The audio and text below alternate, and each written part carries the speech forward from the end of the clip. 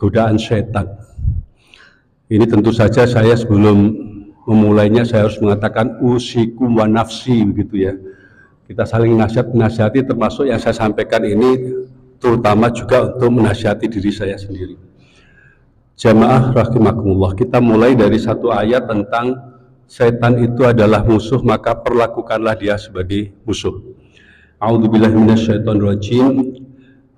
Inna syaitana lakum aduwwan fattakhiduhu aduwwa innama yad'u hisbahu liyakunu min ashabis sa'ir. Sesungguhnya syaitan itu adalah adu lakum, musuh bagimu, maka anggaplah ia sebagai musuhmu. Fattakhiduhu aduwwan. Kemudian karena sungguhnya setan-setan itu hanyalah mengajak golongannya supaya mereka menjadi penghuni neraka yang menyala-nyala. Ini agak itu juga ya, unik bahasanya. Dia itu musuh, maka jadikanlah musuh. Mengapa demikian? Ini pengingat bagi kita. Kadang-kadang kita itu tahu orang ini itu orang nggak benar gitu ya, tapi hati kita itu lembut padanya, layin padanya. Jelas dia itu penjahat. Hakim terlalu lembut padanya, jadi apa? Putusannya itu terlalu lembek. Ini mengapa pembunuhan gak habis-habisnya, mengapa korupsi gak habis-habisnya? Karena kita itu memperlakukan pelaku itu kadang-kadang lunak, lembut. Ya, saya kasih contoh juga, misalnya kita itu terhadap alkohol misalnya gitu ya, minuman keras. Kadang-kadang kita tahu. Ya, atau kita tahu bahwa itu adalah sesuatu yang tidak benar gitu ya, tapi kita ya minum satu meja dengan mereka yang minum minuman keras. Itu nggak menjadikan dia itu musuh, nggak memperlakukannya sebagai musuh. Saya kasih contoh lagi, saya ini maaf tuh yang merokok ya, yang masih merokok ya. Saya ini dulu ya perokok juga begitu ya. Pada tahun 96 saya ini termasuk perokok hebat. Saking hebatnya ini tangan saya udah kuning-kuning semua ini, ujung-ujungnya. Gigi saya sudah kuning semua dan sampai sekarang masih kuning gitu, nggak bisa di whitening lagi, ya. Dan saya waktu itu batuknya sudah parah, udah, gitulah bahasanya itu. Udah. Kemudian waktu itu saya siang hari hampir semua satu kantor itu, saya sebut aja di kantornya Pak H.M. Daud ya. Saya waktu itu ikut kantornya Pak H.M. Daud, bapaknya Adiaksa Daud, mantan Menpora itu. Lagi enak-enaknya merokok begitu ya, sambil terbatuk-batuk ya, terbatuk keras sekali. Tiba-tiba saya terpikir, ya Allah, kalau saya masih pengen rokok terus saya batuk-batuk, ya udahlah gitu ya kan.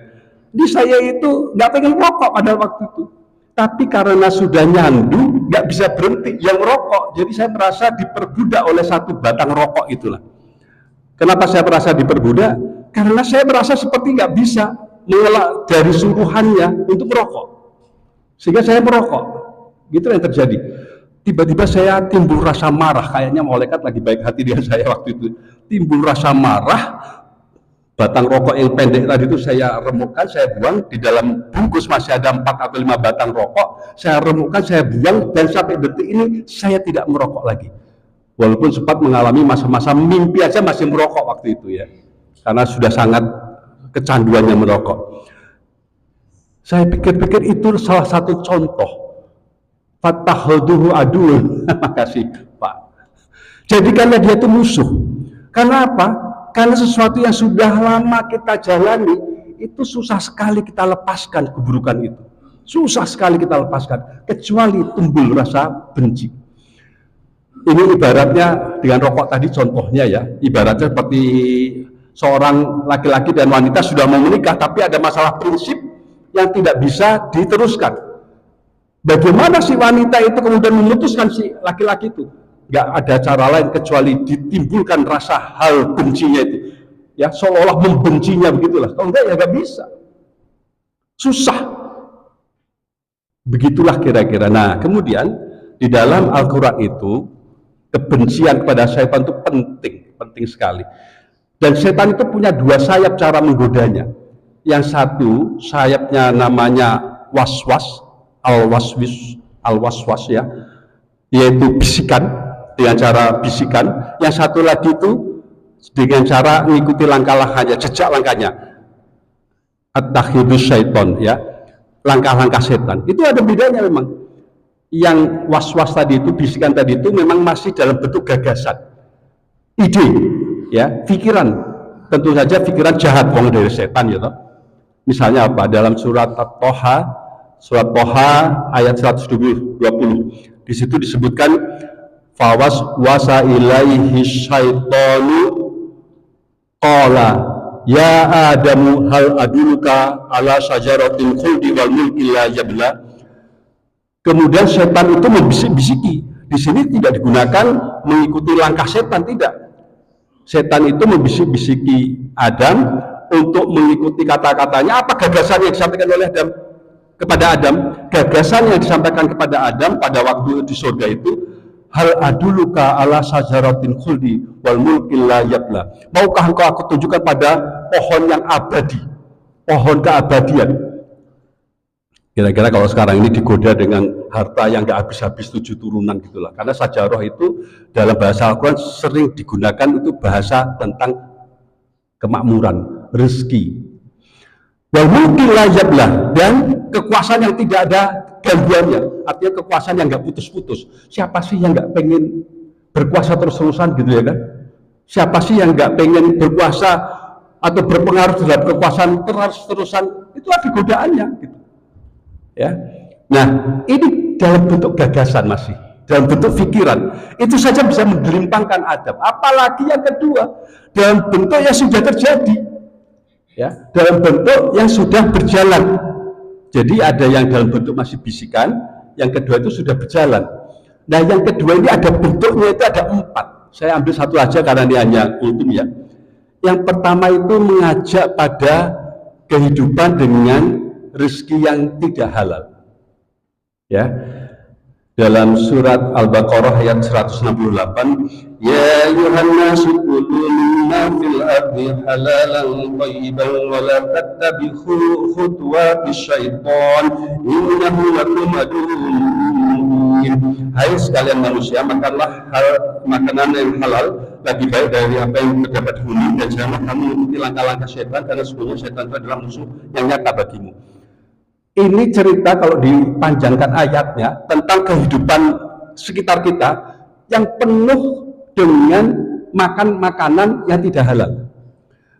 Banyak di institusi, percayalah dengan saya ini kan hidup di dalam dunia penegakan hukum, ya. Baik yang teman saya, baik di kepolisian, baik di kejaksaan, di kehakiman, itu kehidupannya itu ya yang namanya suap menyuap, beli membeli. Orang lebih kenal hakim daripada hukum itu ya begitu rupa. Kayanya bergelimang harus seperti itu. Kenapa? Sudah khutuwati syaiton. Kalau nggak ngikutin begitu, nggak ngikutin teman-temannya, karirnya susah. Nggak ngikutin langkah atasannya, karirnya susah. Itu banyak betul begitu. Banyak betul itu. Saya ada teman gitu ya, itu anak buahnya pindah ke tempat saya, ngeluh kenapa? Ke kantor saya, ngeluhnya kenapa? Kata bosnya ya, pengacara gitu ya. Kau ngapain bikin bagus-bagus pledoi seperti ini? Bukan ini yang bikin kau menang. Yang bikin kau menang itu ini, kata dia. Coba bayangkan itu. Diajarkan pada anak buahnya seperti itu. Ya, jadi seperti itulah kehidupan yang sudah seperti kita rasakan sekarang itu. Hal-hal yang berbau haram itu begitu jamak gitu ya. Dan kita itu rasanya gampang aja ngikuti. Maka tidak heran wajah-wajah koruptor, ya, ataupun keluarga koruptor itu masih bisa senyum-senyum gitulah di muka kamera. Kenapa? Karena yang ngikutin jalan-jalan setan itu udah begitu rupa. Ini lebih berat daripada bisikan tadi. Tapi kadang-kadang kita dihadapkan dengan kenyataan dua-duanya. Kita ya dibisik-bisiki, kita ya dihadapkan dengan lingkungan yang seperti tadi itu. Menghindarnya susah, wong ya sekitar kita seperti itu. Ya harus dibisik-bisiki pula. Wah, masya Allah. Itu kalau enggak membangun rasa benci gitu ya terhadap kehidupan yang koruptif tadi itu, ya nggak bisa. Bila taufik wal hidayah. Assalamualaikum warahmatullahi wabarakatuh.